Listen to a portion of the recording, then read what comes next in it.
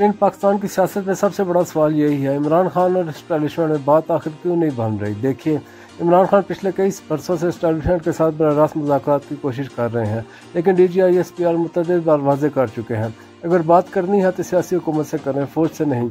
और यही वो मुकाम है जब पूरा निज़ाम जम जाता है। इधर हुकूमत भी यही चाहती है कि इमरान खान सिर्फ उनसे बात करें, क्योंकि हुकूमत नहीं चाहती कि इमरान खान और इस्टेब्लिशमेंट के दरमियान कोई बराह रास्त चैनल खुले।